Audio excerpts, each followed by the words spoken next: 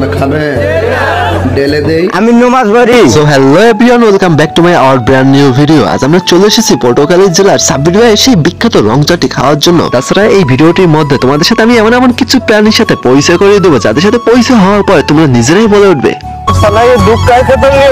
প্রথমে আমরা তোমাদের সাথে পরিচয় করিয়ে দেবো কোটিপতি বাপের লাখপতি সন্তান।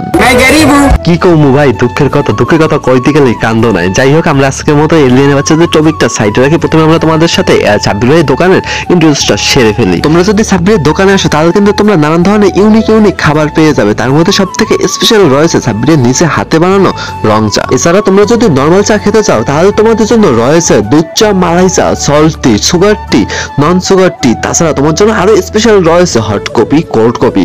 তার থেকেও যদি তোমরা স্পেশাল কিছু খেতে চাও তাহলে তোমার জন্য সাব্বির ভাই বানিয়ে দেবে চাটনির আচার দিয়ে রং চা। খায় একটু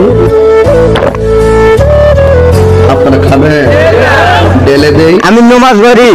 এই মারা তুমি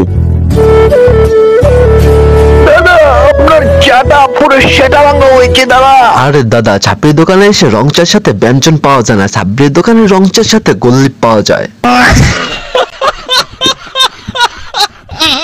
ভাই সাব্বির, তোর দোকান থেকে আমি মনে হয় আজকে ব্লগ ভিডিওটা কন্টিনিউ করতে পারলাম না। সো ইয়াপ গাইস, আজকের মধ্যে ভিডিওটা এই পর্যন্তই। যদি তোমাদের কাছে আজকে ছোট মিনি ব্লগটা ভালো লেগে থাকে তাহলে ভিডিওটাতে একটা লাইক করে চ্যানেলটাকে সাবস্ক্রাইব করে দেবে। এছাড়া তোমরা কেমন ভিডিও দেখতে চাও, কোন ভিডিও লাইক করো, কোন ভিডিও তোমরা পছন্দ করো সেটা আমাদেরকে অবশ্যই কমেন্ট বক্সে জানিয়ে যাবে।